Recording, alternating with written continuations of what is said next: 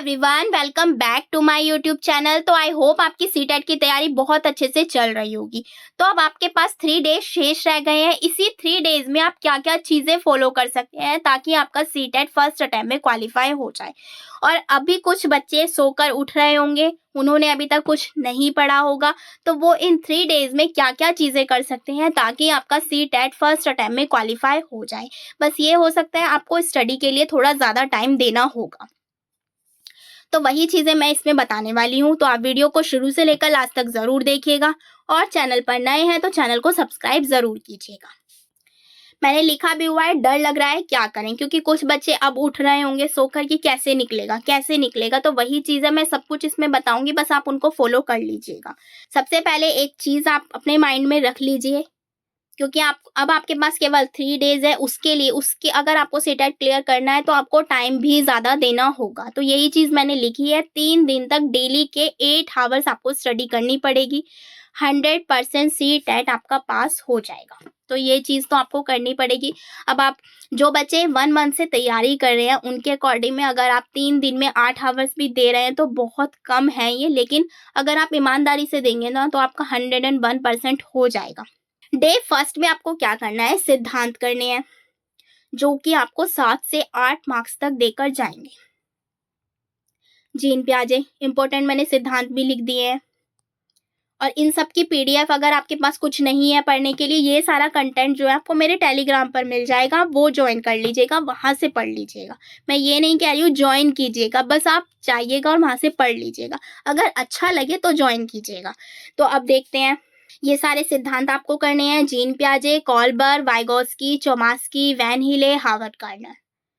इसके अलावा कौन से इंपॉर्टेंट टॉपिक है, NEP, NCF, RTE, development, heredity and environment यानी कि आनुवांशिक एंड वातावरण, जेंडर, लिंग, प्रॉब्लम सॉल्विंग समस्या समाधान, लर्निंग डिसऑर्डर अधिगम अक्षमता, असेसमेंट एंड इवैल्यूएशन आकलन एंड मूल्यांकन, मैप, इंडिविजुअल डिफरेंसेस।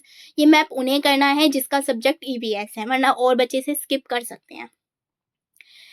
इसके अलावा गद्यांश पद्यांश करना है जो कि आपको 20+ मार्क्स देकर जाएंगे, क्योंकि एक गद्यांश अगर देखा जाए, एक मतलब आपके पास 2 लैंग्वेज होती है जिसके जो है 15 मार्क्स बनते हैं, एक गद्यांश पद्यांश है, दूसरे के 2 यानी 30 मार्क्स का होता है।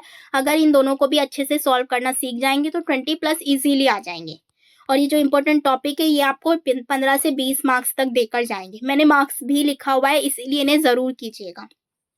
तो ये तो आपको करना ही है। तो डे फर्स्ट में आपको ये सारी चीज़ें पढ़नी होगी। 8 आवर्स मैंने 8 आवर्स लिखा है, ज़रूरी नहीं आपका 8 आवर्स में ही हो, कम में भी हो सकता है, थोड़ा ज़्यादा टाइम भी लग सकता है।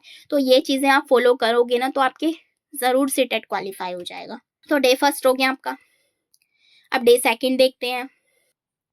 जो डे 1 में पढ़ा है उसका रिवीजन करना है, क्योंकि बहुत ज़्यादा ज़रूरी है रिवीजन। ये नहीं बस पढ़ा और लिख दिया रख दिया, वो ऐसा नहीं करना है। जो भी आपने पढ़ लिया है उसका रिवीजन करना है आपको। इसके अलावा आपको प्रैक्टिस करनी है PYQ की एटलीस्ट 5 ईयर्स की। 5 ईयर्स के जो PYQ हैं वो आपको लगाने हैं, की है ये सीटेट का। Positive and negative tag word आपको करने हैं। मैंने इसमें लिखा नहीं है लेकिन आप लिख लीजिएगा, positive plus negative tag word.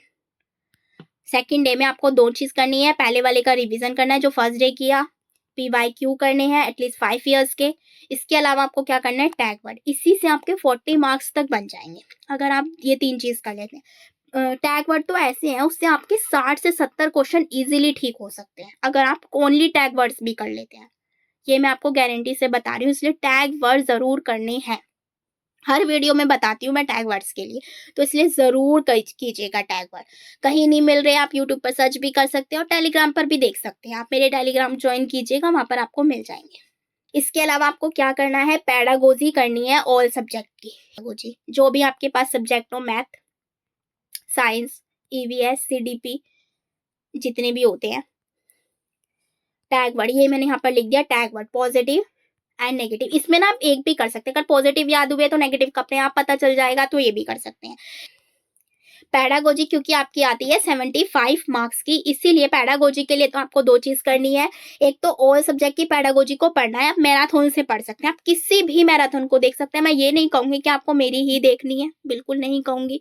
आपको जोन-सी भी अच्छी लगे, जिससे आपको समझ में आ रहा हो, आप वो फॉलो कीजिए।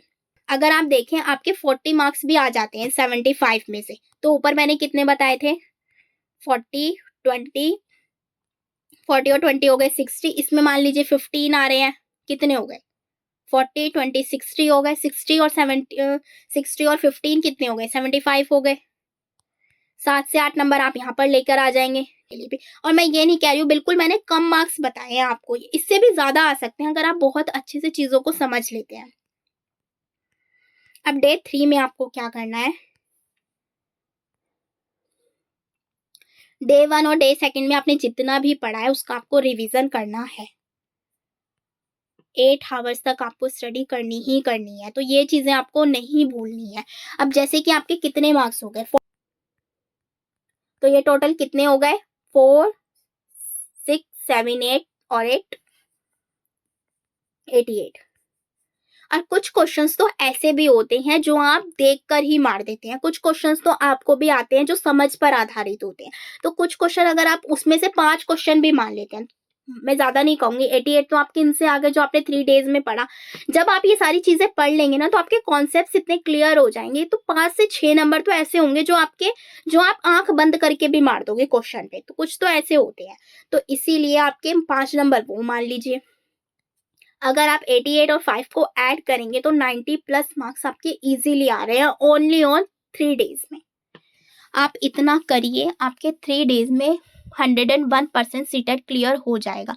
तो इसीलिए आप इन चीज़ों को फॉलो कीजिए, आपका 101% सीटेट क्वालिफाई हो जाएगा अगर आप ये चीज़ें फॉलो करते हैं। अगर आपका फिर भी कोई डाउट है तो आप मुझे नीचे कमेंट कर सकते हैं। अगर आपको किसी चीज़ के भी नोट्स चाहिए फिर वो भी आप मुझे नीचे कमेंट कर सकते हैं। आई होप वीडियो आपके लिए हेल्पफुल होगी। अगर हेल्पफुल है तो प्लीज़ इसे अपने दोस्तों के साथ शेयर कीजिए, लाइक कीजिए, कमेंट कीजिए। Thank you.